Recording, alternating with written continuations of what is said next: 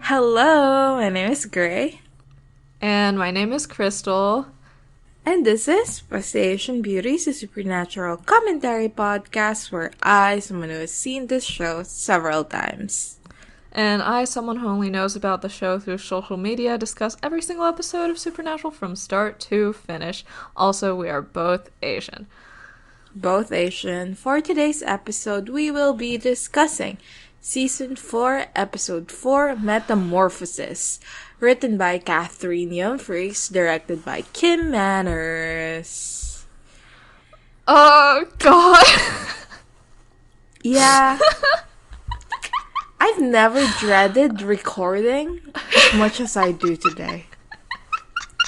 This episode, it's not that bad. It's not bad, but it's not bad. Okay, first of all, it's not bad. It's in fact probably a good episode, yes. But it was unbearable to watch. I can't do this. Like, the concept that they were presenting and everything, very interesting and all that. Yeah. But my Great God, stuff. Is it Sam has some painful. Good lines, some good moments, but oh my God. The thing is, I was telling you this, and then I stopped telling you this story because I wanted to put it in the podcast.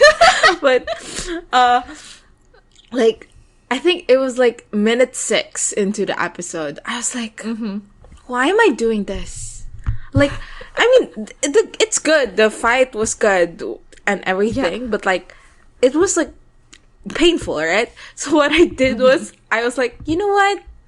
I'm gonna click out of this tab. I'm gonna pause my supernatural experience. And then I went on YouTube and I literally typed out Trixie and Katya on the fucking search bar, and I watched an entire podcast episode of Trixie and Katya. An entire episode before I returned to Supernatural. It was that kind of experience. Yeah, I also had to stop and watch other YouTube videos. My videos were Chris Fleming's Am I a Man? And Jordan Alvarez's How to Be Straight, because both of them remind me of Dean Winchester. What's the Jordan Alvarez one? Which video is that? Wait, I'm gonna look it up. Because I think I've watched every single one of his videos. It's where he goes, "This wall is my enemy. I hate this wall. This wall is my enemy." Yeah. I think my favorite BJA video is the one where he goes "Oh, you kind of look like this," and then it's a picture of a cockroach. It's a picture of a dumpling. No, the cockroach. It's a dumpling for him and a cockroach for Stephanie Koenig. Yeah. That one was truly iconic. Yeah. So, let's get into this episode. What did you know about it? So, okay, I knew that it opens with Sam and Ruby, practicing his powers of exorcism, and that Dean comes in and tries to kill her, and I did not know what else happened. I know about the fight scene, but I didn't know it was necessarily in this episode. And as soon as it started and I recognized Sam's shirt, I got so excited because I was like, oh, this is that scene from, these funny videos that I enjoyed watching. And I sent you the funny videos and I was so excited. Yeah. And then I pressed play and I had the worst experience of my entire life. No, for real. I've seen those videos. For context, Crystal is talking about the, how would I even describe this? What's the name of the podcast? There's 2 videos of this fight scene, and it's overlaid with audio from my brother and me, where Griffin is chewing out Justin for wearing a tropical patterned shirt, and he reads out Justin's entire Spotify history, which is just a bunch of songs by Jimmy Buffett, and then he ends it with are you haunted? Are you fucking possessed? You were supposed to be my brother! No, that's And literally Justin what happens says, this episode. I had a case of the Mondays. I had those old Monday blues and I just had to chase them away. Yeah. So, yeah. Literally what happens this episode. Yeah. And Sam is wearing a fun patterned shirt in the scene and everything. Yeah. So, for me, I also didn't know that the fight scene was here. I thought it was gonna be later in the season, or like in season 5, but I think I'm thinking of a different fight scene.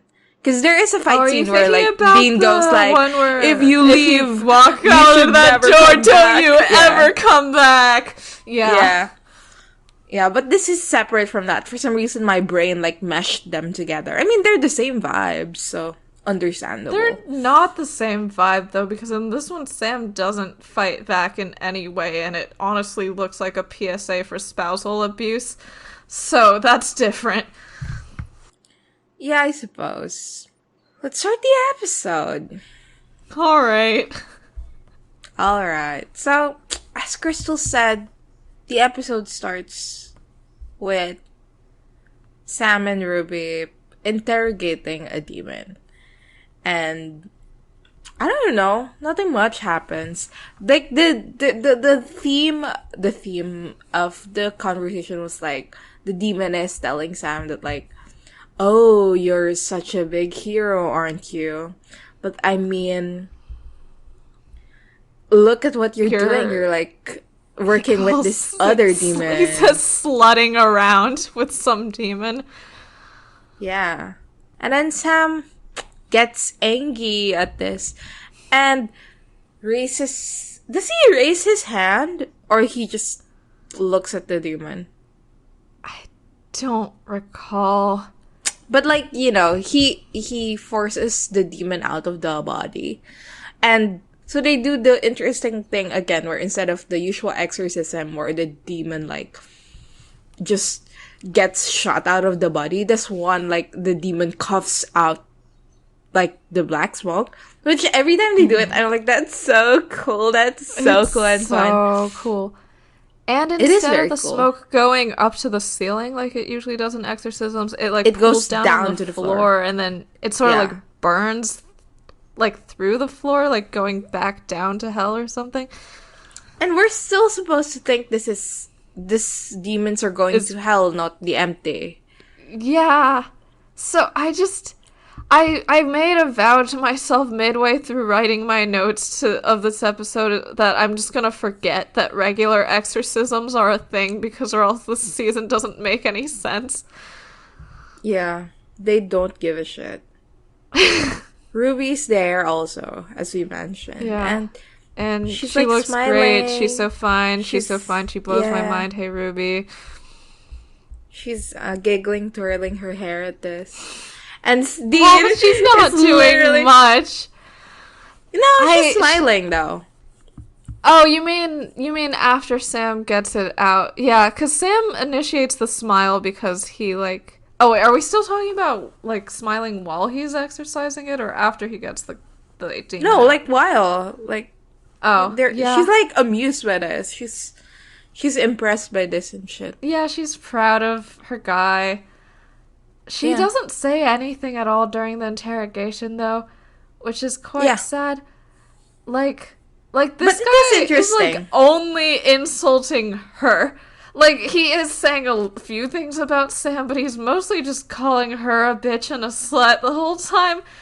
And she just sort of spends the whole time looking at Sam, like, seeing what he'll do about it. I disagree. Okay. The demon is actively going after Sam. Like, he's saying, like, you're a bad person, and blah, blah, blah, blah, blah. He has one line about that, and then he calls her a demon bitch. He has one line, period. Okay, fair. He has two. Yeah. Fine, so it's a 50-50 split between the insults. Yeah, anyway, Dean is like in the corner watching all this and he's mortified and everything. And it starts the most annoying I fucking hate him. I won't say annoying, but like the most unbearable scene I've ever gone through in Supernatural. Yeah. What happens is after the demon's fully exorcised, Sam checks that he has a pulse, and he does, and Sam, like, looks so happy about this, and he, like, looks up smiling at Ruby. And they talk for a bit, and Sam says that this time it felt good and there's no more headaches, which according to Ruby is a big improvement from their past exorcisms. And Sam's helping the guy out of the chair. He's untying him. And the guy is quite calm for the situation, which, I mean, I'm assuming it's because, like, he was awake the whole time, so he's gotten the vibe that Sam's, like, a good guy here to help him already. Yeah. But then, the worst character in all of Supernatural comes in the door, and he looks fucking livid. Like, I personally would not be so livid. I would just be like, okay, like, cool, good job. You can exorcise people without words.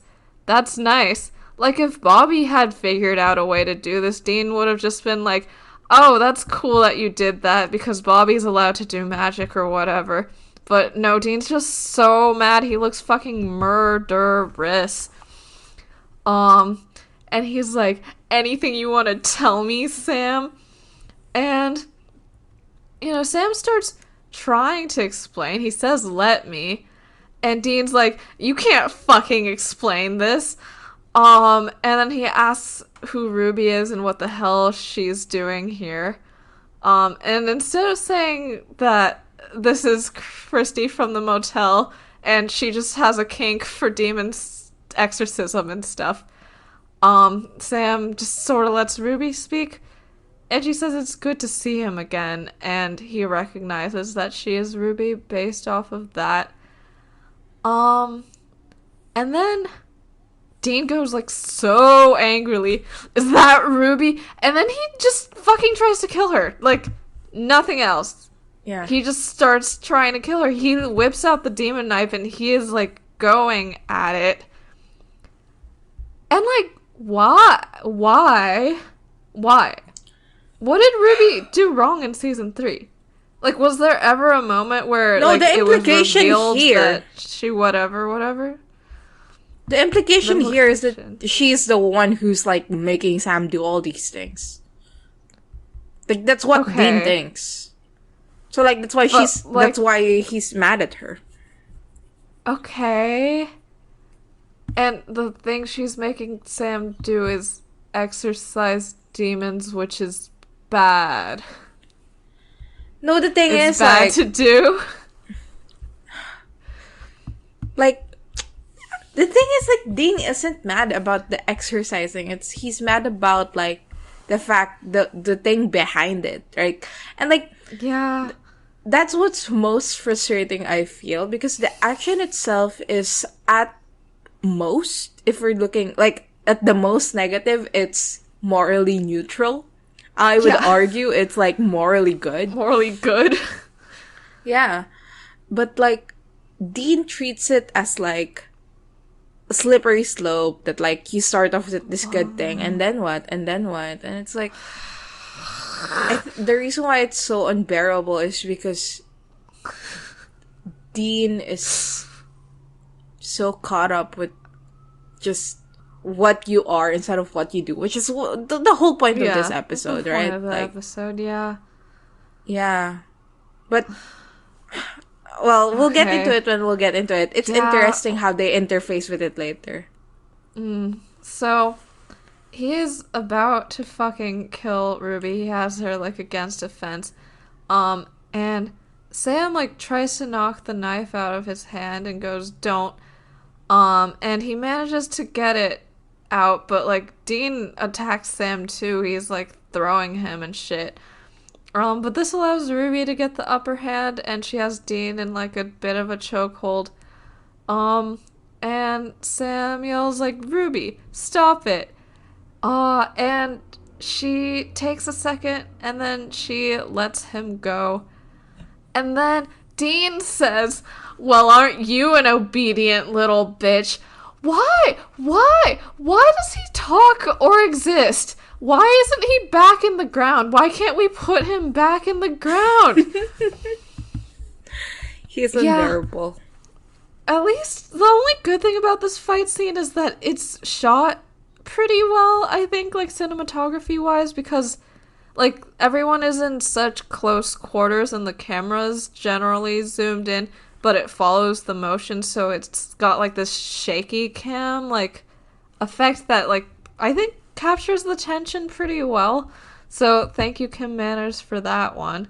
And eventually Sam tells Ruby that she should go and bring the guy to the ER. And Dean's like, "Where the hell do you think you're going?" And Ruby explains, "I am being a normal, cool person and getting this man medical attention." And then Dean just makes angry face. And Sam goes all sadly, like, "Dean," and then Dean just, like, fucking leaves. He just leaves. He's gone. And unfortunately, he goes back to Sam instead of walking off a cliff and dying. But, you know, we can't always get what we want or what we need. I do want to say that, like, it's kind of insane that Ruby let Sam keep the knife.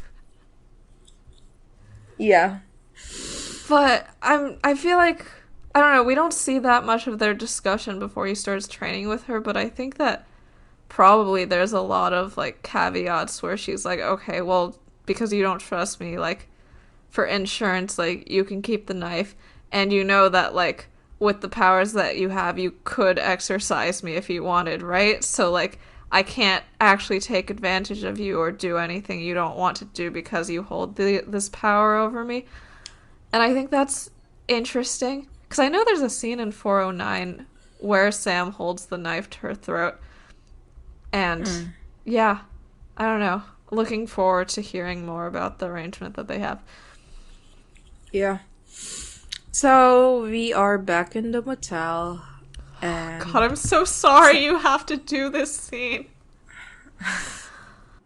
We're back in the motel. Sam is just chilling. Love it. Yeah. He literally he doesn't give two shits about Dean. But, like, this is a lie. Dean enters, and then we start the scene.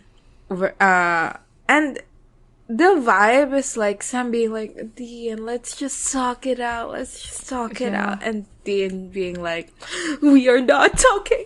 I'm so hurt and upset and blah, blah, blah." Yeah, except he's not sobby. He's angry. He's packing a bag, and he goes like, he's packing a bag, and Sam goes, "Where are you going? Like, are you leaving?" And then Dean goes like, "You don't mean me. You and Ruby go fight demons." And I think this is the part where we talk about, like, the jealousy aspect of this. Yeah. Like, Dean is upset for what he says are many reasons and what he tries to justify as reasonable reasons. But there is the primary aspect of he's just mad that Sam is, one, having, like, hiding things from him, two, working with someone else, three, having this, like, entire life that Dean doesn't know about. Yep. And, like, a lot of it is, like, he's jealous that, like, oh, like, you're spending time with Ruby, blah, blah, blah, blah, blah. And, yeah. I mean, what is there to discuss?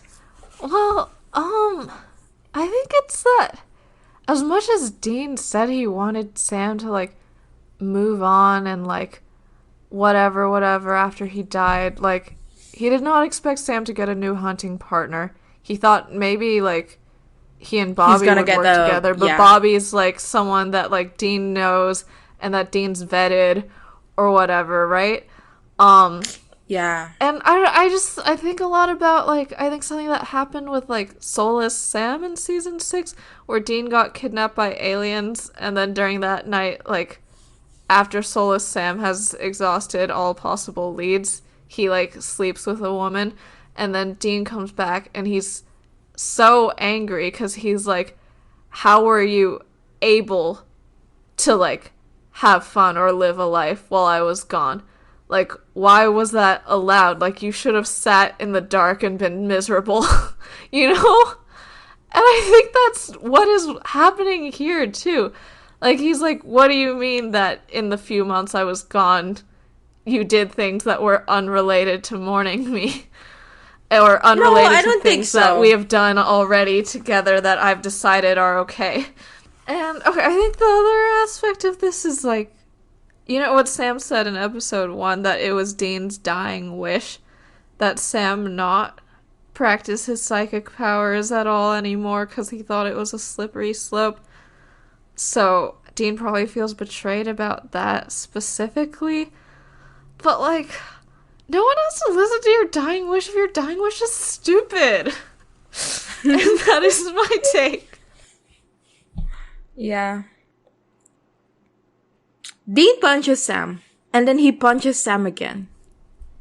And Yeah, and the thing is, after his first punch, Sam doesn't fight back, goes like, doesn't even look angry, and he goes, are you satisfied? Like, just completely flat, like this is expected and normal to do? Yeah. And then Dean punches him again, and Sam goes like, well, I guess not. Yeah. And I think the primary, here's the thing. I've worded it. The primary thing he's mad about regarding Ruby is less that Sam is off doing something else with someone else. It's specifically that she's a demon. Yeah. And specifically one that he disapproves of, because we know later he's totally fine with, like, shacking up with Crowley all the time. Well, no, he's not. Is he not fine with working with Crowley at all in the future at any point? I don't think at all is the term, but he's generally not fine working with Crowley. It's like a begrudging relationship. Okay. But, like, so, like, if Sam had, like, contacted Crowley, he would still be mad the same amount? Literally, he was mad about this with Cass. Do you remember that? No, what? You're working with Crowley? You're working with Crowley? Like, this is like that. Well, that was, like, season 6. I'm thinking, like, I don't know, season, like, 10 shit or whatever. I think, like, I mean, there also is the aspect of Sam didn't tell Dean, so. Yeah, Dean just says, do you know how, like, he says how far off the reservation you've gone. And then, you know, how far from normal, from human. Yeah, and Sam says off the reservation, I just want to say that I checked the Supernatural Wiki transcript searcher, and they keep using this phrase, like, in this form until season 10, episode 22 in 2016. Like, it's fucking wild that they are using it in this episode still when it's just incredibly racist, but that they continue until season 10 is wild. And then the next time the word reservation occurs is in the first Kaya episode, where they're like, let's go to some reservations and ask about dream walking. Like, congratulations, you upgraded your racism type regarding the word reservation. Good job. Yeah. And Sam says something that has been on our minds for forever, which is that he's just exorcising demons. Literally, though. He literally is, though. Yeah, and Dean is upset because you're doing it with your mind. He fucking shouts so loud. It's awful. He shouts so loud. Very, like, angry man in the house levels of shouting. Supernatural is a show about men who are angry and shouting. Yeah. And the thing is, I hate when men are angry and shouting. So I don't know why I like this show. Do you like this show? I don't like this show today. And, you know, Dean starts going, what else can you do? And he starts, like, trying to imply that Sam can do other things as well. Mm-hmm. And Sam is like, I literally cannot. And Dean is like, well, I mean, I can't believe anything you tell me now. Also, at this point, he's grabbed him by the collar and is shoving him around also, which is, you know, another cool and normal thing to do. Yeah. Yeah. I think the thing about this is, like, they don't ever say this in the episode, so I don't think it's actually part of the writing, but I think maybe the worry here is that the most powered up psychic kids we've seen were, like, Ava and Jake, and they started with, like, lower level, like, super strength and, like, psychic dreams. But then, like, after they trained their powers, like, Ava was able to summon demons and Jake was able to do mind control. So, like, and also they both happened to turn out evil after that. So, like, maybe Dean's thinking about that, like, with every new ability you gain, like, part of your soul or whatever goes away. But, like, that wasn't in the then sequence, and that isn't stated out loud here. And Supernatural is He's not a subtle thinking about show. that. Okay. That's, like, the only, like, actually valid reason I can think of to be mad right now, but I don't think that is anything he's thinking about. Yeah, Sam is like, I should have told you, blah, blah, blah. But try to see the other side. And, this just upsets Dean even more. Like, Sam is like, I'm pulling demons out of innocent people. And Dean says, use the knife. And Sam's like, the knife kills people. What I do, most of them survive. He says an interesting bit of statistic, which is that he has saved more people in the last 5 months than Sam and Dean do together in a year. So real and true. Good for him. And then Dean is like, I cannot, like, shake off how much this feels like, you know, being discovered that you're gay. Yeah. No, this does feel very queer, and I don't know why, but it does. Well, I do know why. It's like, I'm not doing anything wrong, and then, you know, like, the other person being like, just the fact that you are this way is inherently wrong. Like, it feels very much like that. Yeah. Yeah. And then, you know, like, Dean is like, is this what Ruby is making you think?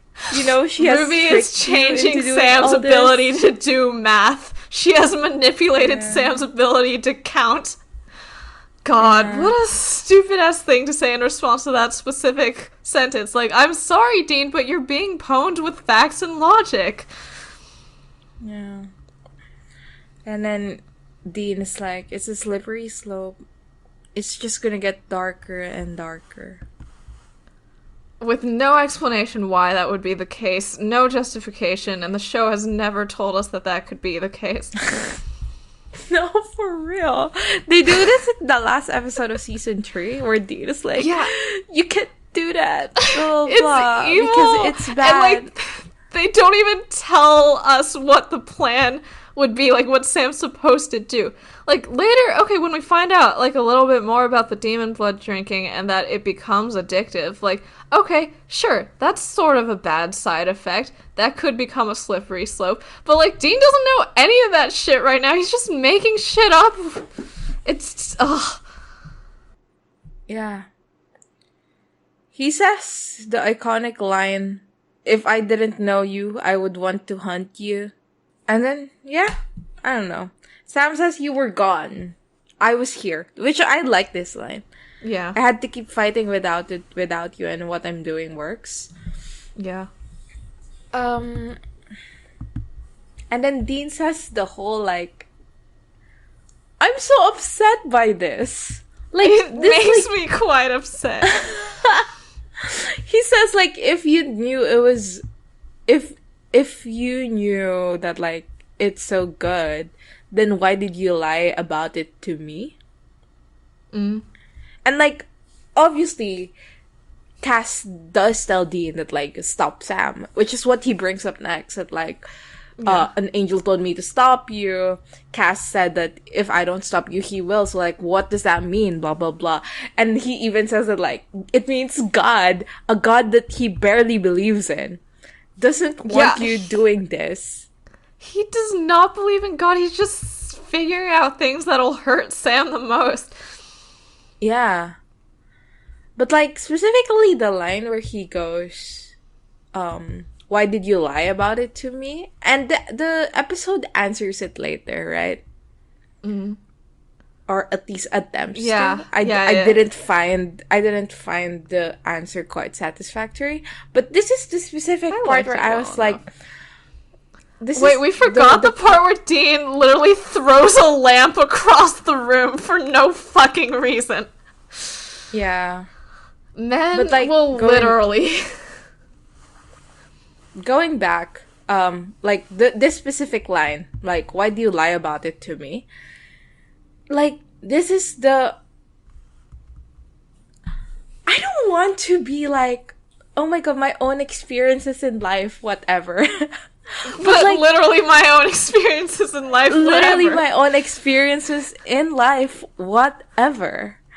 Like, I mean, who hasn't had this experience with their parents, right? Like, yeah. If you take, like, my mom has said this to me, like, if you think, like, being gay is okay, then you wouldn't lie about it to me. Mm-hmm. Like, this has been said to me. So, like, I don't know, like, this scene, like, I was like, oh, I hate this, because it does remind me of, like, real life. Mm-hmm. And it's unbearable. I think that's, like, a major part of why it was so unbearable to me. Yeah. Yeah. That makes sense.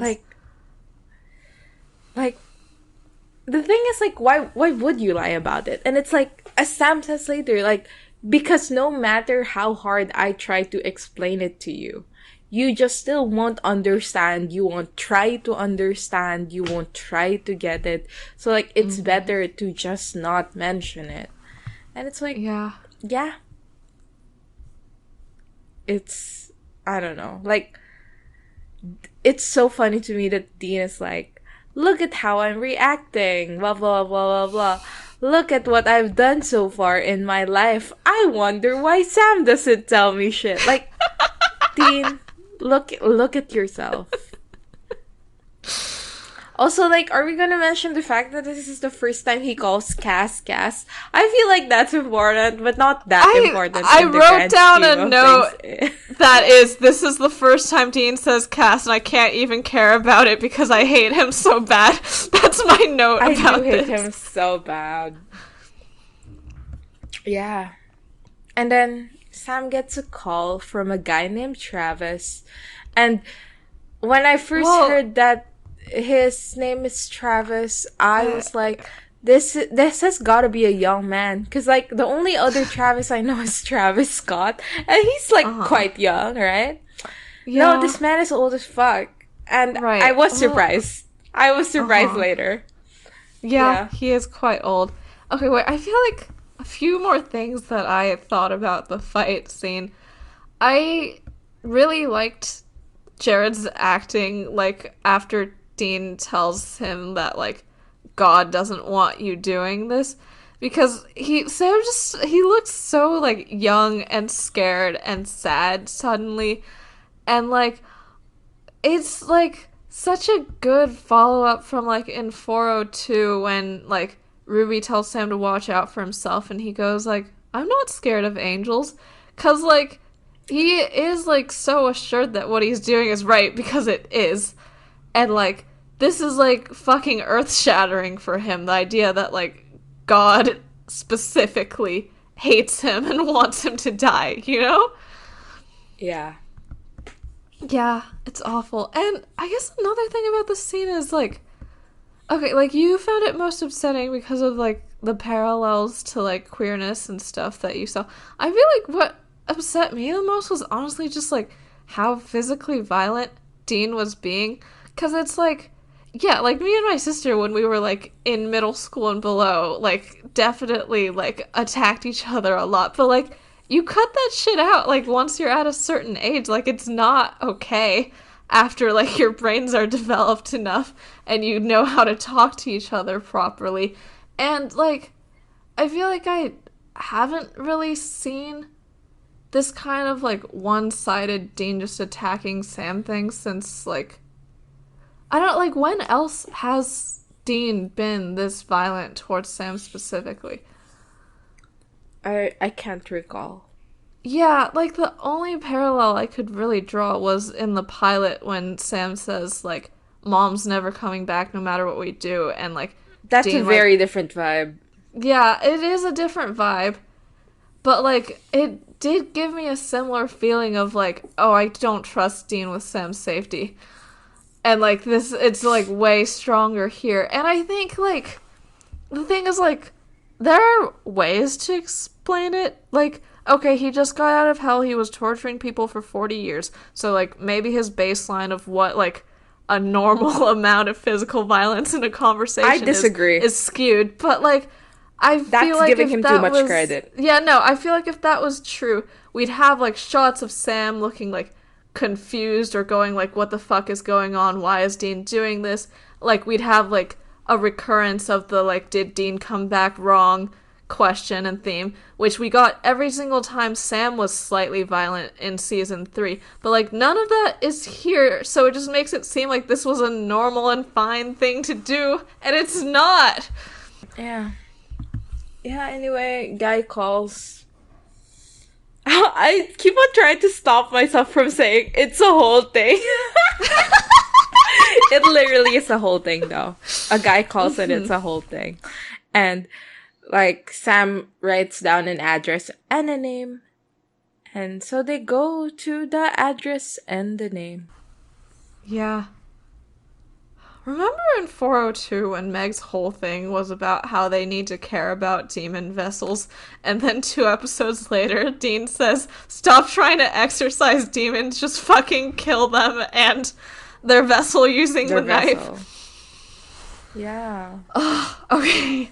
Yeah. So, what a truly harrowing scene that was. I just, like, for stats, it took me an hour to get through this 4-minute scene because it made me so mad. I am extremely sensitive. Like, the whole, like, family abuse thing is a very sensitive topic for me. Like, I mean, this is obvious given the fact that how strong my reaction to Bella's backstory was, right? Yeah. But, like, specifically, this whole thing, barring anything in my life, like, this is completely unrelated now from, like, what I was saying earlier, but, like, it's just, like, ever since, it's been something that I'm like, oh, like, watching this is upsetting, you know? Yeah. Yeah. So, like, now, like, I am thinking, like, maybe it's not that good of an idea to rewatch Supernatural. Because this is just the beginning, you know? Yeah. Like, it gets worse from here on out. Yeah. And sometimes I'm like, Yeah. Yeah. So we cut to Jack Montgomery's house in Carthage, Missouri. And so there's a guy. He's just a regular guy, but he's, like, eating really gross. We sort of open on a shot of, like, his jaw and, like, just disgusting chewing noises for, like, 30 seconds before it zooms out. It's impressive to me how visceral they made this eating scene. Yeah. It is truly, like, I think what really upset me the most is we don't even see the food go into his mouth because it's so quick. I think that's a fascinating acting and shooting choice. Like, it's like they made it so that you just see the chewing, but you don't really see, like, the food go into his mouth. Because it's so quick. And I was like, well, that's fun. It is quite fun. His wife, Michelle, who we don't find out her name until, like, way later in the episode, but she exists, and she's quite concerned about how fast he's eating and how hungry he is. And they seem to have a decent relationship. They're, like, smiling at each other and shit. And Jack asks for her leftover steak, even though he's had 2 already. And, you know, just blah, blah, blah, that shit. Truly fascinating to me that Americans will literally just eat steak for dinner. Yeah. And mashed potatoes. There were mashed potatoes. Like, I thought they made that shit up for TV, and this is on TV, so maybe they've continued making it up for TV. Yeah. Like, I think it's a factor of when I eat, a lot of Filipino food is, like, the main dish is rice, right? And then you have a side dish of, like, meat or veggies or whatever. Yeah. And, like, I often forget, and I learned very late in life that, like, this is not common. Like, other countries don't eat like this. So, like, but even now, when I watch, like, this, you know, and they don't have rice, and he's just eating meat and potatoes, it's like, why are you doing this? This is, like, no wonder you're so hungry. Like, eat some fucking rice, dude. But, like, it always, like, whenever I watch foreign, you know, movies, TV shows, whatever, the way they eat is always so fascinating to me. Because, like, it is very different. The best supernatural eating scene is in 420 when Jimmy and his family are sitting down for dinner, and it's just a plate of sandwiches, and they're drinking glasses of milk with them. Please tell me no one actually lives like this. Tangent, I suppose. But, like, what was dinner and, you know, lunch like in your house? Because you did grow up in the US, but, you know, you have a Chinese family. Yeah. Oh, I mean, rice and, like, dishes in the middle that you add to the rice. Like, so, like, usually, like, one vegetable, and then, like, maybe some more vegetables, and, like, maybe one meat item that is also vegetable-y. Though, I think for lunch I usually had school lunches, and that was just, like, you know, on some days there's tacos, on some days there's chicken tenders, that kind of shit. Yeah. Wait, in school lunch you don't have rice? No. Oh. How are people... There's some dishes with rice. There was fucking orange chicken day, which was my favorite, even though it was very low quality orange chicken, because at least there was rice. Yeah. Like, that is... I think, I have friends who study in the United States, right? Like, I mean, they're Filipino, they grew up here, everything. And then now they study in the United States. And their main complaint is always, the food here is unbearable. Like, that's their main complaint. Like, especially, I guess, because these, you know, people are, like, in university. So, like, it's university school food. It's not, like, food that's, like, you can buy at the, or whatever. Yeah. You know what I mean? Like, yeah, I know what you mean. Yeah. So, like, apparently food there is truly unbearable. Yeah. Thank you for your we can do an entire Ko-fi bonus episode about just food. It is an interesting topic. We cut to Jack Montgomery, and he's in the bathroom, and he is shirtless, so, like, at least we get, like one scene of a shirtless man in a bathroom for every 20 scenes of shirtless women in bathrooms and stuff. So, but, like, he's shirtless for a reason, because what happens is, like, while he's brushing his teeth, like, we hear, like, this, like, cracking sound, and, like, there's, like, pain racking his abdomen, and he, like, sort of clutches himself, and you see the bones of his spine, like, contracting and pushing against his skin, and it looks pretty cool. Yeah. I like it. It looks cool. It looks cool, but also the moment he started, like, bending over and, like, going, this is so painful. I was like, oh, he's getting period cramps. And he literally, as though is the thing. Yeah. Yeah. Sorry, Jack. We cut to a scene in the Impala, and Sam and Dean are somehow having a normal conversation after that. No. I think that's normal. I think this is, like, fine. Like, Yeah.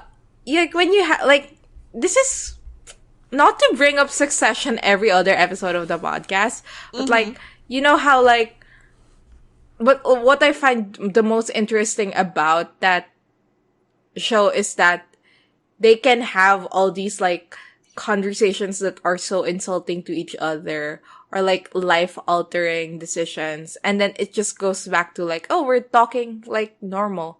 Because, like, that's what it really is like with family. I feel like it's so different in comparison to, like, friendships or other. Yeah. I love that. Friendships or other.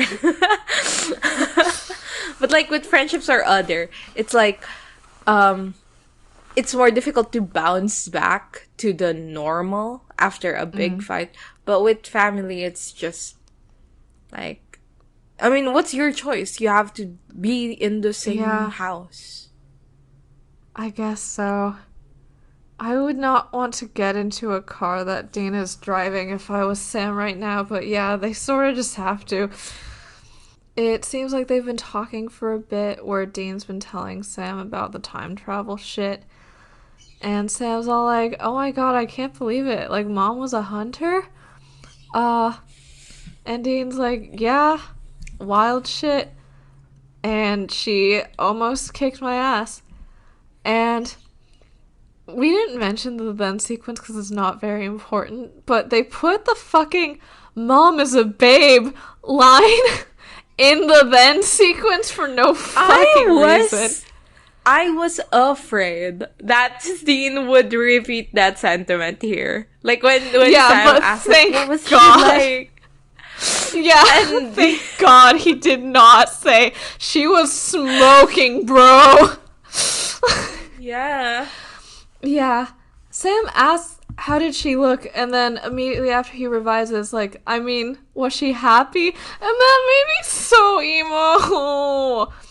Everything about Sam and Mary makes me so emo because, like, he was 6 months old when she died. Like, he does not remember anything about her. Yeah. Like, Dean for so long has been... John and Dean have been the sole keepers of her memory. Then for a few years, Dean was the sole keeper of her memories, and now Dean's the sole keeper of her past as well. And that's sad. I'm sad about it. And Dean says, yeah, she was awesome, funny and smart, and so hopeful. And he says, like, Dad, too, until... And then Sam sighs. And, like, after a while, he says, like, it just, like, sucks that, like, our parents and our grandparents, like, everyone was murdered. And for what? So Yellow Eyes could get in my nursery and bleed in my mouth? And then Dean, like, stops. And he's like, Sam, like, I never said that part. Which is fun. Like, this is a secret Sam's been keeping since the end of season 2. And this is a fun way for it to have come out. But, like, it does make me wonder, was Dean even planning to tell Sam about this? Because it seems that, like, if it's a good, like, leverage point for, like, stop, like, slutting around with Ruby, you know? But, like, it's weird that he hasn't brought it up, or maybe didn't plan to bring it up. Sam starts, like, looking guilty, looking away, and Dean goes, like, what the fuck? Like, you knew about the demon blood as a baby thing? And Sam says, yeah, I knew for like a year. And Dean's upset. And Sam's like, I should have told you. I'm sorry. And like, he literally fucking shouldn't have told him, and he shouldn't be sorry. Like, it was good that he didn't tell him, and he never should have. By year, he's talking about Azazel showing him, right? Yeah.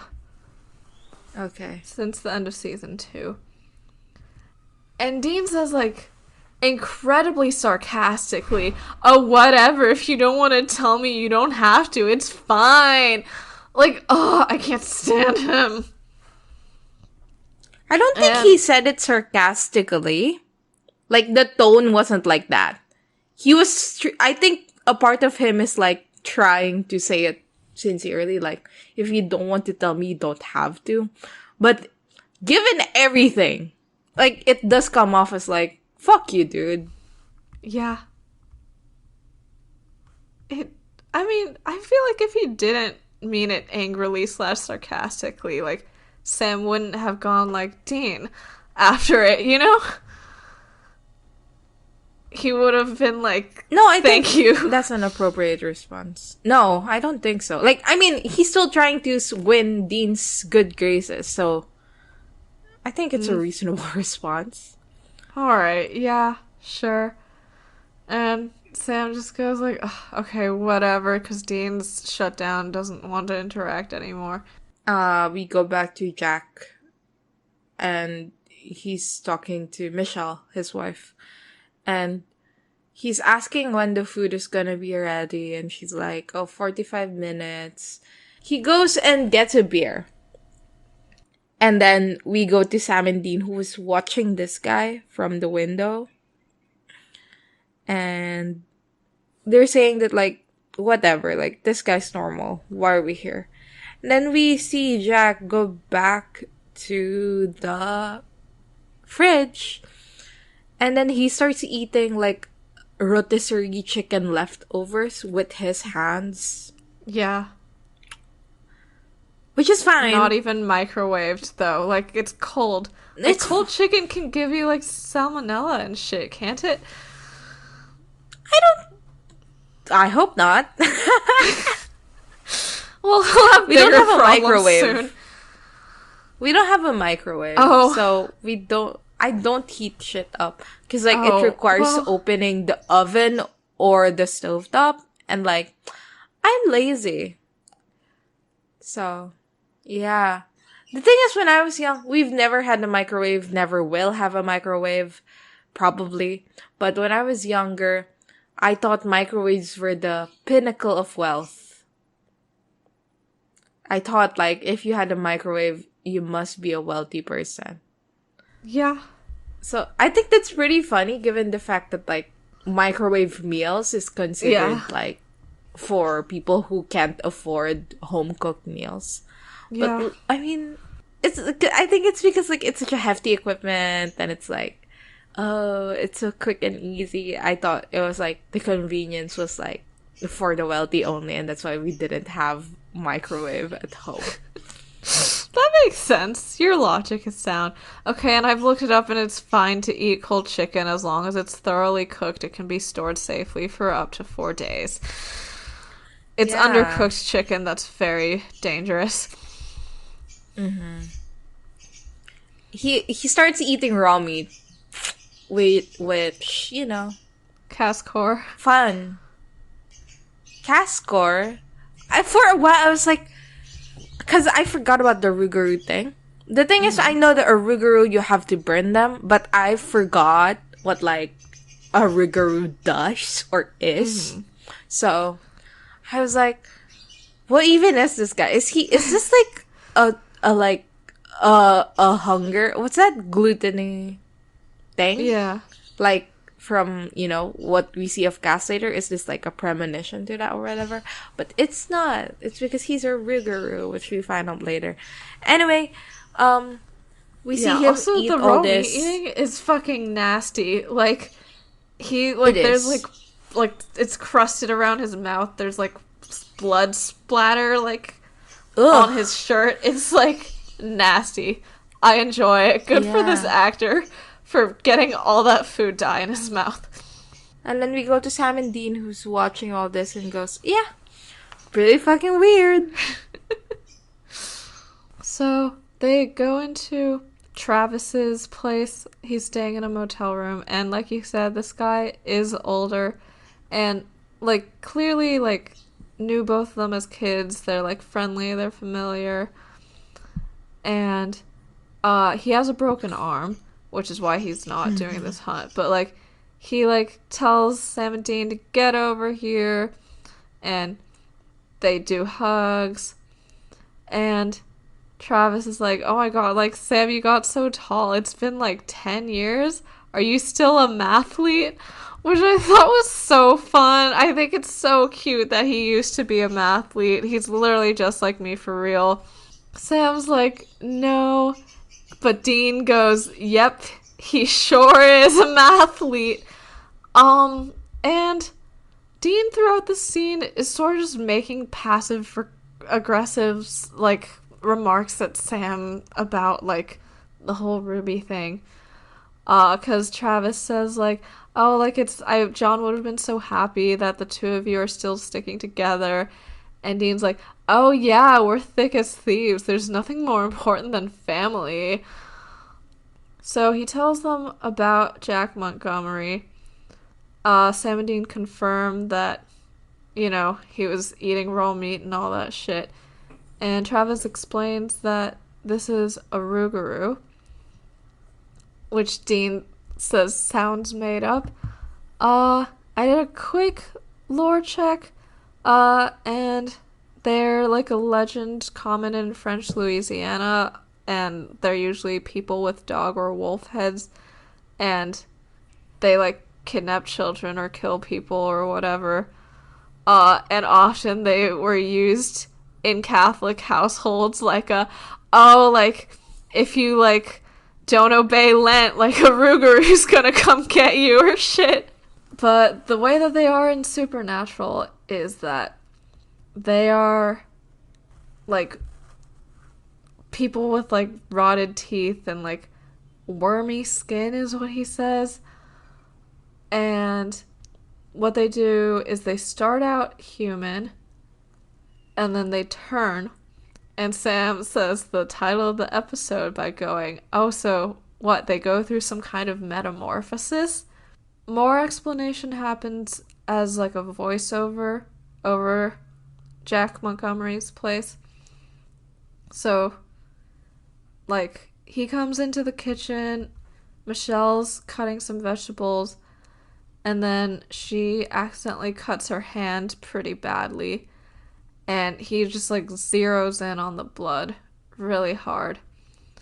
And Travis says that the main thing is that they're hungry for everything at first, but then for long pig.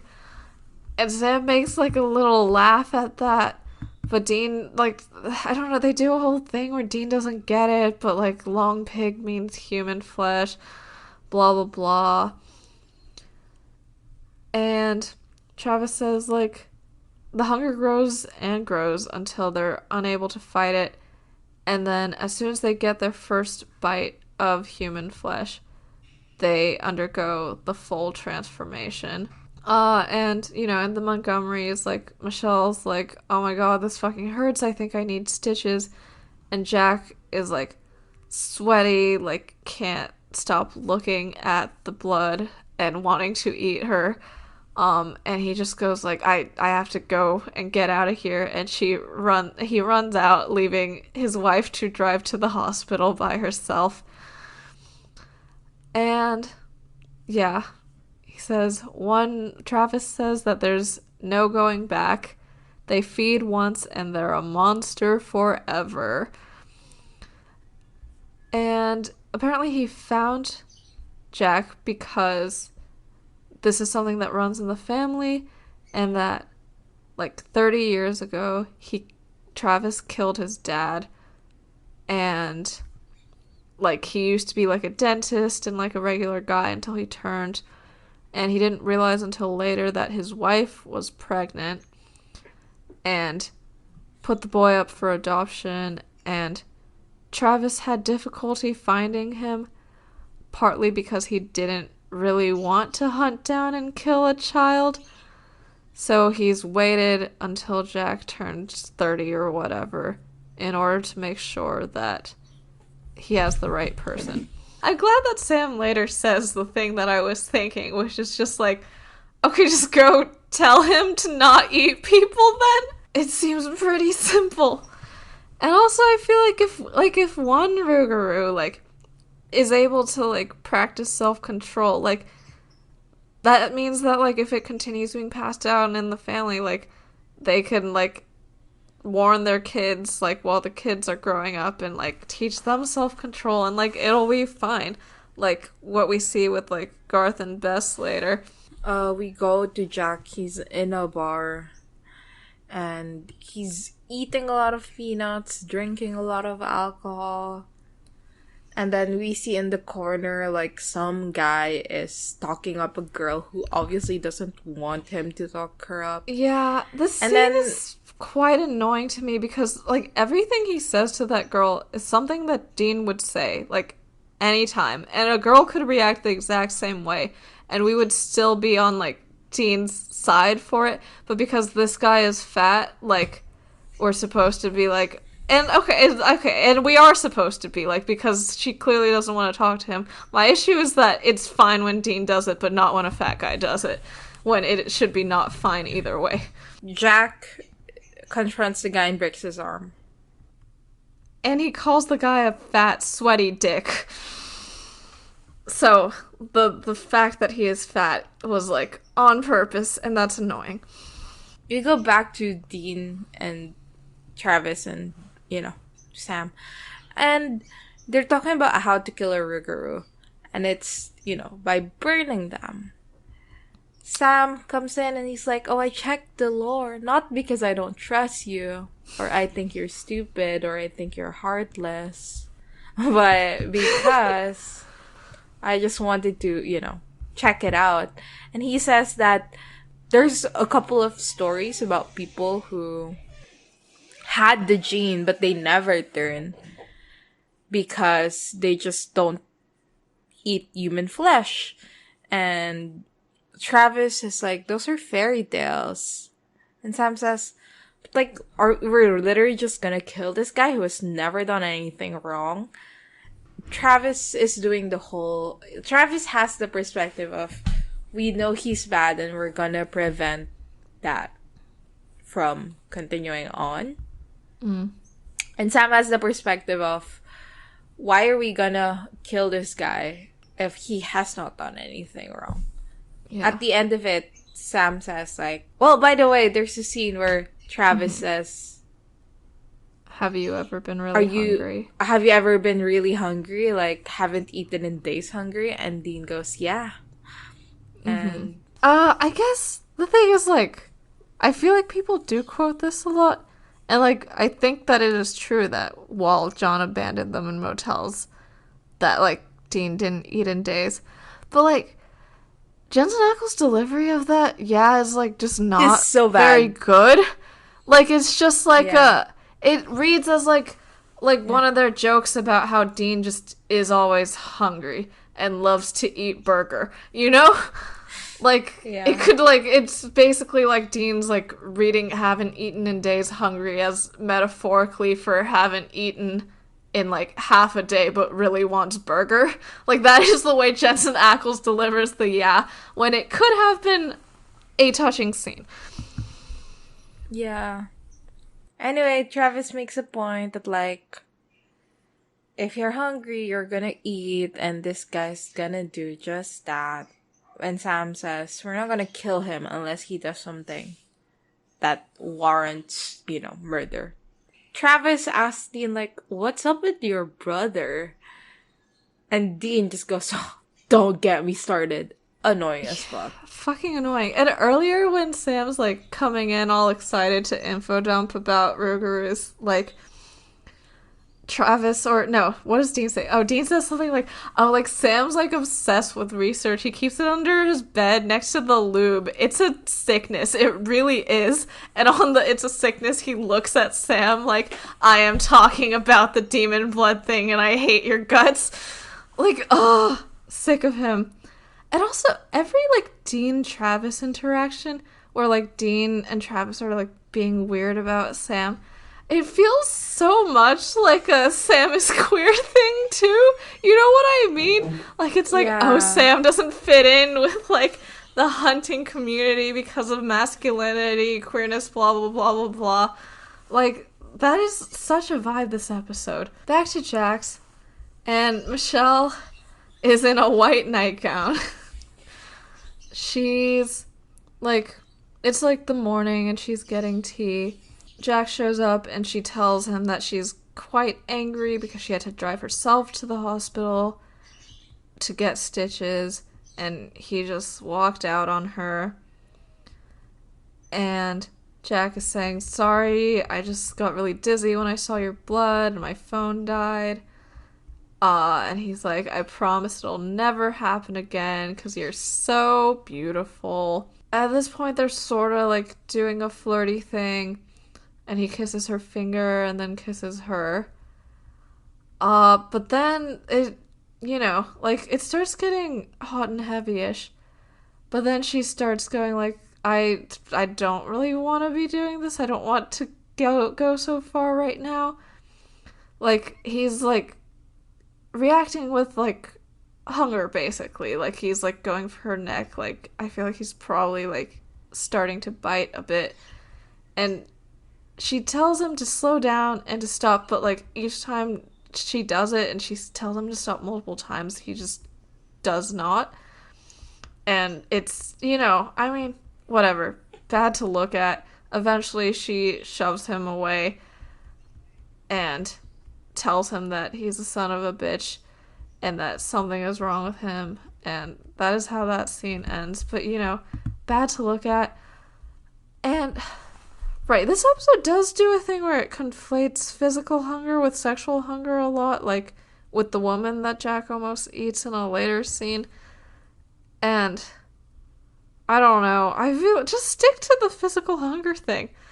Like, that's the lore, like, I don't get it. So, back in the Impala, Dean's being annoying again, and he tells Sam, like, okay, fine, I'm fine with just talking to this guy, blah, blah, blah. And he says that he wants to make sure that if they have to, that Sam is going to be willing to burn this guy alive. And Sam insists that Dean calls Jack by his name. Dean does his whole, like, oh, well, he's gonna turn because they always turn. And Sam says, like, maybe he won't. Maybe he can fight it off. Dean says, like, oh, Sam, I think your emotions, like, are you sure your emotions aren't getting in the way here? And Sam goes, huh? And Dean goes, well, you know how Catherine Humphris wrote this guy to be a mirror to you specifically? He seems like a nice dude, but he's got something evil inside, something in his blood. Maybe you can relate. And Sam says, stop the car! He says, stop the car! Fuck, I love this. I love it so much. And Dean says, what? And Sam says, stop the car or I will. Which is, I think, a fun little callback to what Cass said at the end of the last episode, right? Like, stop your brother or we will. So, like, so fun. Love it. And Dean does stop the car. He, like, swerves over to the side of the road, not using his turn signal. And they have a conversation.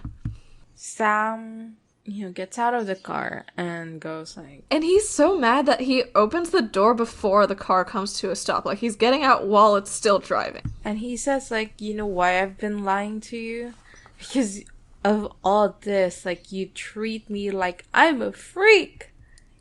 And he says, or even worse, like, I'm an idiot. like, I don't know the difference between right or wrong. And Dean goes like, well, do you? God. Sam says, you have no idea what I'm going through. And he goes, I've got demon blood in me, Dean. This disease pumping through my veins, and I can't ever rip it out or scrub it clean. I'm a whole new level of freak. And I love that line. Yeah. He literally is a whole new level of He freak. literally is. Yeah, and then he says that he's just trying to get this curse and turn it into something good. Because I have to, he says. Oh, he's Yeah. my favorite little guy besides Cass. He's so good. The thing is, even if he did tell Dean, like, Dean would react entirely this way. Yeah. Although, Yeah. I don't know, for some reason, this scene, I was waiting for something more. I felt quite satisfied with this scene. I was like, it was like fucking 3 a.m. and I was like rocking back and forth in my chair and like yelling at and like pointing at the screen and going like, yeah, get his ass. Like this was like a sports game and like Sam just scored 2 touchdowns or however football works. I had a good time with this scene. I think what I am upset about is that it the entire episode, right? Like, it feels like Sam is like, has given up on trying to communicate. Mm. And then the one time that he does open up, it's with anger and like, he's truly so upset. And it's like, this was punched out of him. So I feel like there is still so much more to be said. Yeah. If only he was able to form like a statement that is not so emotionally driven. And like, I'm not saying that they should have gone that route, because this is like obviously a good scene and everything. But like, if we're talking like what would allow Sam to experience more catharsis. Like, at the end of this scene, he wasn't like relieved that, because like after he says like, I have to, right? Like, Dean goes, okay, let's just talk to the guy. And then he goes, well, I mean like Jack, let's talk to Jack. And like, you would expect Sam to feel like relief over this or to feel better in a way, but like, he doesn't look like he does. He's just nods, but yeah, he does not feel much better. If we're talking purely from the standpoint of like, I just want Sam to feel better, which I do. Yeah. So I feel like this scene did not satisfy in that way. Yeah. I guess Sam tried to explain to Dean, like earlier when Dean caught him and Ruby in the house and then later in the motel, and each time Dean just shut him down like immediately, right? Like, how are you going to explain this? What do you mean there's another side? So like, yeah, the only way for Sam to have done this is to be so angry that he goes like, no, Dean, you shut up and listen to me. So like, yeah, it would have been nice if Sam got that catharsis, but the way Dean has reacted to this prevents him from it. And Dean never apologizes properly. Like, even at the end where he apologizes, but, like, in the worst way. Just, like, yeah. Like, I feel like for Sam to have catharsis, Dean has to apologize. And Dean never fucking does, because the show always proves him right. Sad. Well, there's the other TV, but we're not doing a podcast about the other TV. Yeah. So, in Jack's backyard, you know, he's being a regular guy. He's watering plants, except he's watering plants standing completely still, staring into the distance. Those flowers are going to die. So, Sam and Dean show up. They introduce themselves. And Sam's doing a thing where, like, he's putting on his sympathy face and, like, trying to seem approachable. And Dean's putting on his, I'm just here because my bitch brother wanted me to be here face.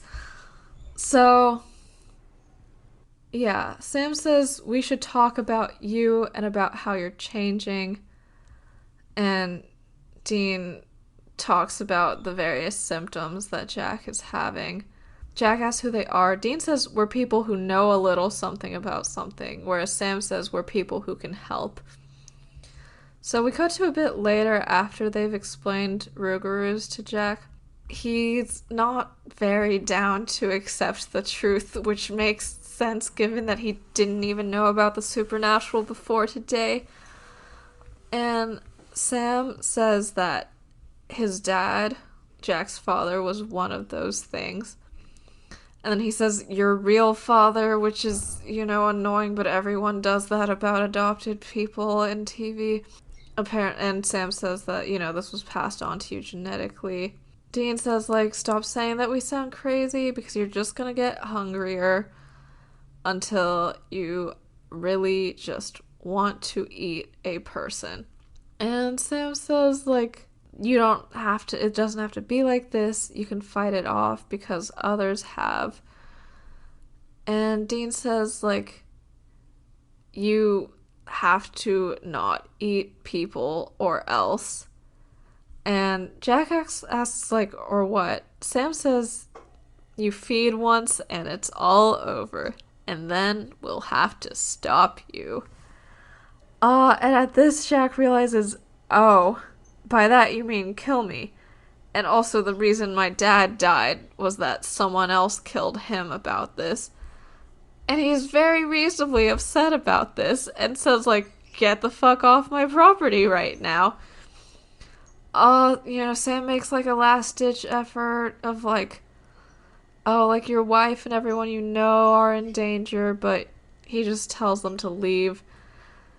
And Dean goes, alright, good talk. And that is the most that they try ever. They don't even leave him, their contact info for, after you've had some time to process this, reach out. They're just okay, that's it now. The next scene is Jack, watching a woman.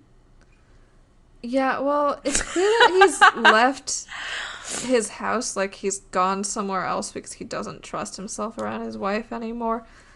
So he's sitting outside, but then there's a woman undressing in her window. Sad. Yeah, and Jack's watching, and Sam and Dean kicking out. This is such an unnecessary scene. Who even give a shit? I don't think it's unnecessary. But the point, it's whatever. But the point is that Jack is able to stop himself. That's the whole point. Yeah. The details are unnecessary. Jack goes back home. And I think, the thing here is, he is able to stop himself. So now he is confident that, I'll be able to stop myself. Mm-hmm. And anyway, he calls out to his wife. And then he sees that his wife is tied up in a chair. And then somebody chloroforms him, and then he passes out. Then we cut to him tied up to a chair with his wife beside him, and Travis is here. And Jack is trying to do this thing where he's talking to Michelle, but really he's talking to the man, where he's saying okay, we're gonna stay calm, we're gonna give this man whatever he wants. Travis is sorry, Jack, I didn't want this to happen. And he mentions that Sam and Dean are friends of his. And Jack says, well, they said that if I don't hurt anybody, then it's okay. And Travis says well, you haven't yet, but you would have, because they always do. I'm doing you a favor. And the whole time Michelle's going what's happening? What is he talking about? And Jack doesn't tell her, and he never does. And what happens is Jack keeps begging Travis to let Michelle go because she isn't part of this at all. And Travis says, well, No, she is. Because... And Michelle reveals that she's pregnant. And this is such a fucking... Like, first of all... What a coincidence. Where this scene is going... No. Where this scene is going is that he's gonna burn them both. Yeah. Both of them. Because Supernatural wouldn't recognize abortion was a thing until season 12. Yeah. Like, I was like, oh, I have no choice. Like, you literally do have a choice, though, is the thing. Yeah. Like, Sam is, in fact, in a closet full of coat hangers very soon. Like, even if it's illegal in whatever state they're in, like, there are coat hangers right there. That's so horrible. Yeah. God, fucking stupid as shit. But yeah. Yeah. So Travis is, yeah, like you said, he's like, well, I'm gonna have to burn you both alive because your unborn fetus thing is going to become a Rougarou too. And Jack hates this, obviously.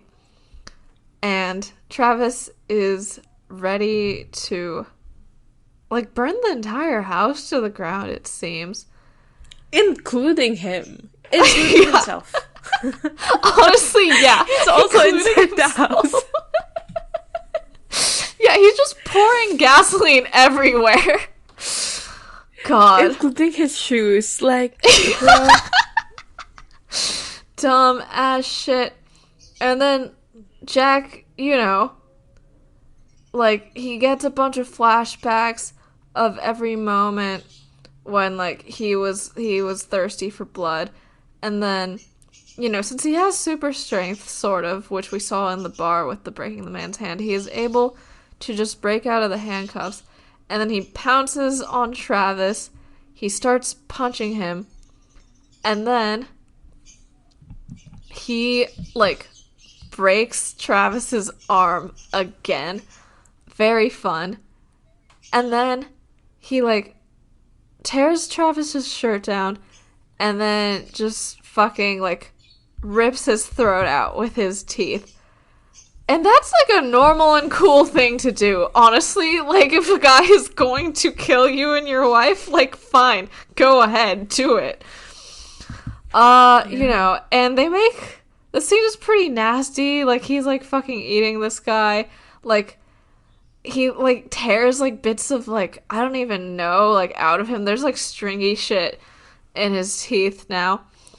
And Jack, at this, he, like, transforms in that, like, his eyes become, like, bloodshot and completely dilated, and his skin turns, like, really pale and clammy and whatever. And Michelle is not a fan of this. She's, you know, screaming, crying, etc. And he's, like, the whole, like, oh, they only have their base instincts, they're full monster. Like, Travis has a different definition of full monster than me because, like, he is still aware of things. Like, he knows her name and he, like, it, like, has, like, the precision or whatever to, like, undo her cuffs to, like, save her. So, yeah. She yells, "Stay away from me." Also, and, yeah. Also, he has a full conversation with Sam later. An entire conversation. Yeah. Like, he's not out of his mind or anything. Yeah. He's just He hungry. experiences remorse as well. He's hungry, but if he experiences remorse, he's like, he tells Sam, like, have you seen me lately? Like, he's cracking that kind of, like, joke. Like, he's a full, alive, aware person. Yeah. But, like, that's also true of, like, vampires a lot of time and a lot of the people that Sam and Dean end up killing. But, yeah, it does annoy me especially because the way Travis was talking about Rougarous, it was, like, they, like, literally can't think or speak or, like, do anything besides, like, kill people after they turn. Obviously, it's different lore-wise, but, like, this reminds me a lot of this episode 2, season 1 monster. Because, like, that one is also, like, you have to burn them, right? Yeah. And then also, like, that one is like, it was human, and then it slowly turned into blah, blah, blah, according to supernatural lore. Yeah. So, like, I guess this is better because it's not like it's real. It's like similar monsters, but at least this one we can at least say the name. So Yeah. Yeah. And I feel like the episode 2 one was more animal-like, or it was portrayed as more animal-like. no, like that's my point. Like Mm-hmm. the like it's the same. It's similar lore wise, but Yeah. the portrayal is interesting because Yeah. like they could have gone that path, and that was Right. the path also that they were that I was expecting them to take. Like the moment he eats human flesh, he's gonna be like that Yeah. monster, but he's not. Mm-hmm. He's lucid. Yeah. So Yeah. So Michelle yells, "Stay away from me." And, like, he says her name, like, he's crying and shit. But, you know, she, like, runs out of the door, gets into the car, and leaves. Good for her. And, yeah, you know what? At least Travis is dead. yeah, thank God at least Travis is dead. Also, let's talk about him killing Travis and what that implies in terms of self-control, whatever. Like, it's at the end of the day, like, you can say it's because he was hungry, but really it was because he was trying to protect his wife. Yeah. So, like, I think that's such an interesting thing to throw in there. Like, he wasn't, like, tempted because of hunger. He was tempted because someone was out to murder someone he Like, loves. he was provoked into this. Yeah, he was provoked into it. That's the perfect word for it. And now there's the, question of, like, the nature of him is to be hungry and to eat human flesh, whatever. But, like, also it's the circumstances around it. And if Travis didn't show up, he would probably still be fine. Yeah. And I feel like them not revealing this to Sam is an interesting choice. Let's get into it. Well, Here. doesn't So Travis say something about how, like, you sent your friend here and he was gonna burn me and my wife? no, he says that, and then Sam says, "What? Why is he gonna hurt your wife?" And he doesn't answer. Oh, yeah, Like, which, like, Jack good doesn't for answer him. that. Yeah, like, he doesn't need to tell this guy anything, but it is an interesting choice. Well, yeah, I mean, That I just he- read it as, That's like, narrative-wise. yeah, as, like, well, I don't want you to go and kill my wife or, like, my unborn child. And, yeah, I do No, like, yeah, that. of course. Like, of course, from Jack's perspective. But I think it would have been helpful. Like, it would have been interesting if Sam learned that the reason why he turned wasn't out of lack of self-control. It was because of self-defense and defending his wife. So, like, I think that would be an interesting thing for Sam himself. Like, Yeah. oh, like him thinking that, like, I can say all I want about, like, oh, I'm just doing it. I'm in control. I'm in control. But, like, the moment a circumstance happens where someone I love is in danger, maybe I won't be so in control anymore. Yeah. And, like, it's interesting to, and also I think it makes Jack a lot more empathetic, right? That, like, he's not a monster because of lack of self-control, but, like, because Sam doesn't know that, he still thinks that, like, this guy killed Travis Yeah. just because. And I think that's interesting. Yeah. And this is muddied a bit by him trying to eat Dean later, but, like, he also thinks that Dean is a threat to his life, which he is. So, like, No, I get it. he doesn't. I'm a bit fuzzy. Does he try to eat Dean? Doesn't he just, like, lick the blood or something? I think he was the implication is that he was going for it, and then Sam busts out of the closet. Again, good for him. With a flamethrower, not good for him. Before he could eat Dean. But, like, it's different from Travis, though. Because, like, now, he's thinking, like, I am already a monster. Right. Instead of back with Travis, where it's like, if I do this, I will become a monster. Mm-hmm. So, Sam and Dean enter. They find all the mess on the floor. They find a blood trail. They follow it, and it's just a clump of flesh now. I don't know how they get knocked out. Did they get knocked out? I think so. Yeah. Sam, like, gets locked into a closet. Hell yeah. Hell yeah. Sam does say sadly, like, oh, I guess you were right about Jack, like, when he sees all the blood. And that is sad. Like, Dean was not right. Shut up. Sam is locked in the closet, and he wakes up, and then Sam, like, freaks out, and then Jack is saying, like, calm down. Dean, like, your brother's alive, blah, blah, blah. And Sam is trying to both open the door and, like, keep talking to Jack so that he won't attack. So he gets some hangers and, like, forms it into a makeshift locksmith thing. And then he's saying that, like, he's trying to plead to Jack. And Jack is saying, like, you sent a guy here who tried to burn my wife alive. Realizes that Sam doesn't know that his wife is pregnant. So he, like, lies and goes, like, oh, he didn't say why he was trying to burn my wife alive. Anyway, Jack laments that he can't ever see his family again. He's saying that your friend and you two, you made me into this. Yeah, which is pretty true. Like, without this provocation, like, he wouldn't have turned today. Like, he may have in the future, but, like, also maybe not. And, like, I'm not, like, the show is a bit hazy on the stance it takes here, but, like, I do like that it's, like, it is the circumstances that have created this more than just Jack's nature. And Sam saying, no one's making you kill us. I know that there's a dark pit inside of you, but you don't have to fall into it. You don't have to be a monster.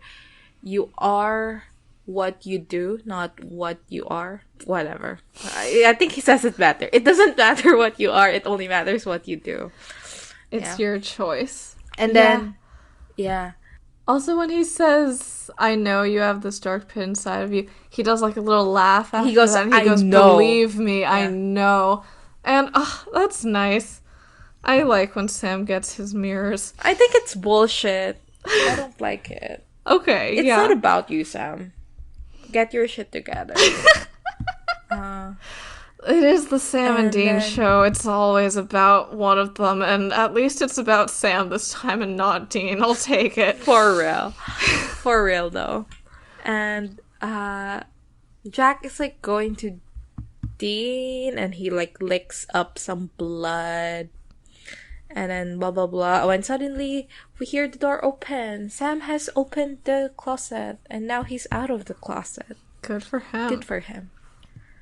And then he burns Jack alive. Not good. But, you know. We cut to the epilogue, and they're in the Impala, and, you know, Sam and Dean are in there, and they're both super bummed out. And Dean says something about how, oh, you did the right thing. That guy was a monster. There was no going back.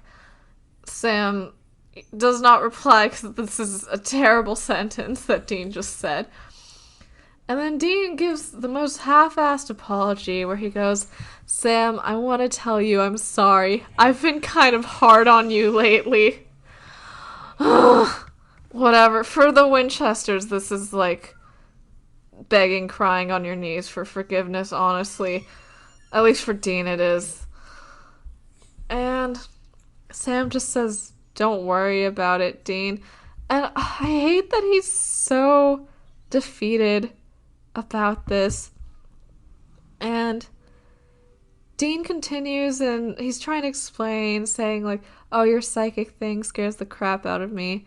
And Sam goes, like, okay, I just don't want to talk about it. Which surprises Dean. I find the wording of it interesting. If it's all the same, I'd really rather not talk about it. Yeah. I like that. Like, right. if we're just gonna have the same, like, things that we're gonna bring up, like, who even give a shit? And, like, he's right. Who even give a shit? Yeah. Good for Sam. Right. And a lot of people have said, like, Sam is the guy who... Everyone thinks that Sam's the guy who wants everyone to talk about their feelings, but he's actually just the guy who wants Dean to talk about his feelings so he doesn't have to talk. And I think that is true. And Sam continues, and he says that there's nothing more to say. I can't keep explaining myself to you. I can't make you understand. Because this thing, this blood, it's not in you the way it's in me. It's just something I have to deal with. God, he's literally gay is the thing. I think this guy is, like, gay or something. Yeah. And Dean says, not alone. And then we get, a fun on-the-nose shot of Sam looking out of the window. At his reflection? And it's his reflection, and it's surrounded by darkness. There's no Dean there. He is alone. It's just him and himself. And he just stares for a bit, and then he says, like, whatever, like, it doesn't matter, because I'm just done with these powers. I'm done with everything. And Dean goes, like, oh, do you really? That's great! Thank you! And Sam says, don't thank me. I'm not doing it for you, or for the angels, or for anybody. This is my choice. Ugh. Yeah. Hell yeah. And that's the ep. Is he, like, lying, or does he actually stop doing it for a while? I forgot. Yeah. I mean, what did we think about this episode? It's really okay. Like, I know I complained a lot, but it's fine. It's not bad. It feels like earlier season Supernatural in, like, a good way, generally. Like, I find the mirror stuff fun in early Supernatural. And I find all the, like, conversations where they reveal things about themselves and their motivations fun in early Supernatural, and I liked it here. It's just that I hate Dean so much. Yeah. What's our best line, worst line?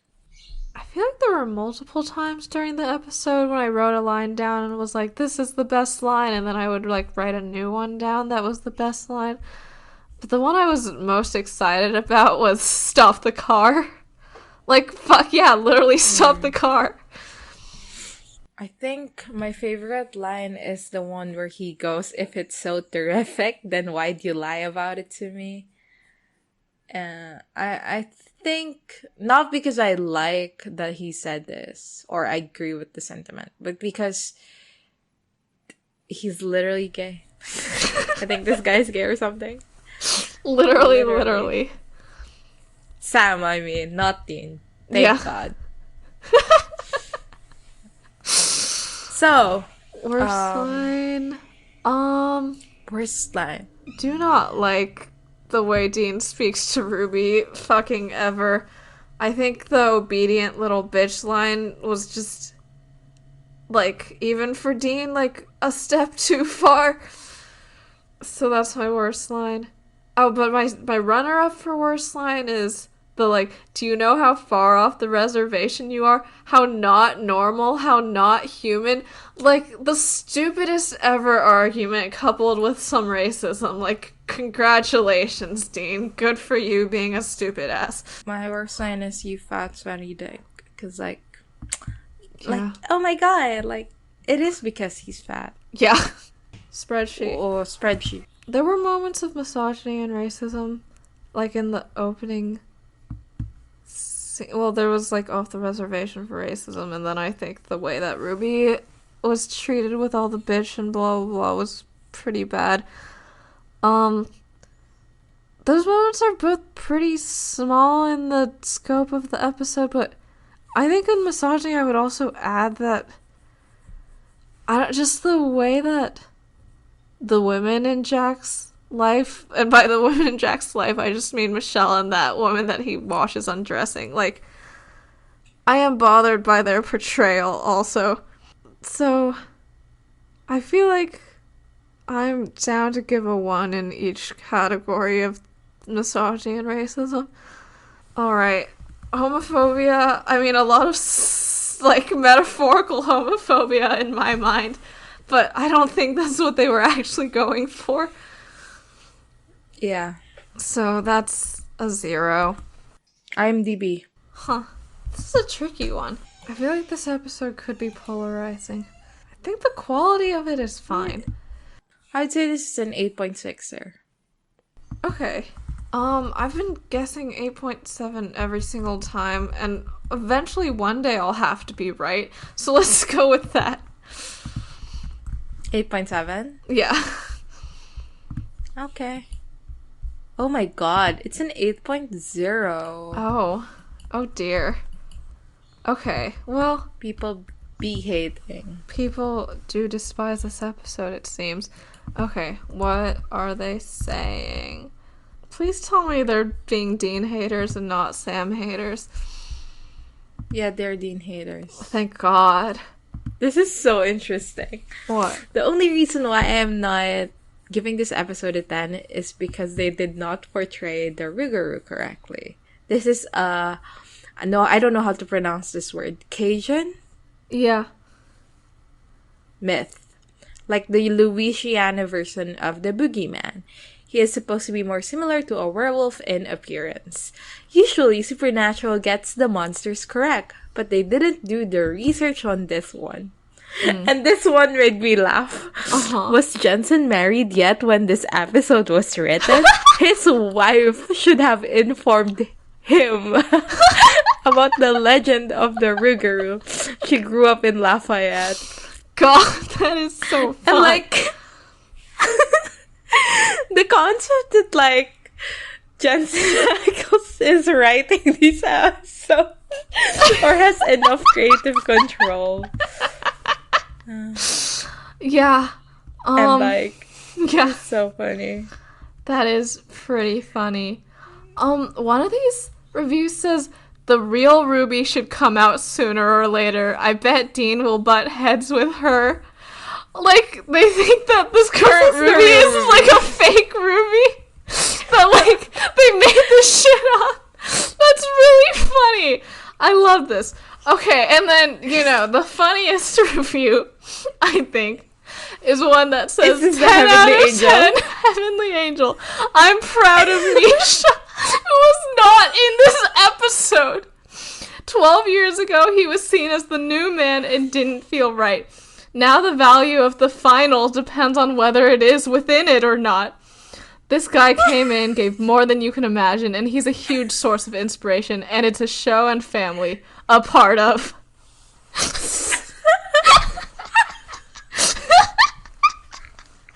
What episode did they think this was? I'm laughing so hard there's no sound coming out.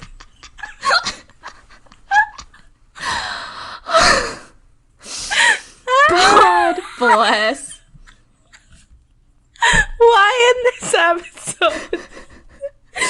Why? God, it's funny. Anyway, I think that's it for this episode of Busty Asian Beauties. Next week, we will be discussing Season 4, Episode 5, Monster Movie. Leave us a rating or review wherever you get your podcasts. Follow us on social media. We are on Twitter at twitter.com/beautiespodcast and on Tumblr at bustyasianbeautiespod.tumblr.com.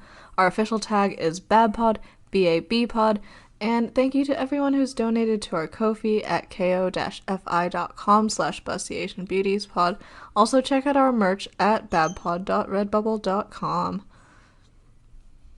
Yeah, you can email us Any feedback, comments, or inquiries at beststationbeautyspot@gmail.com.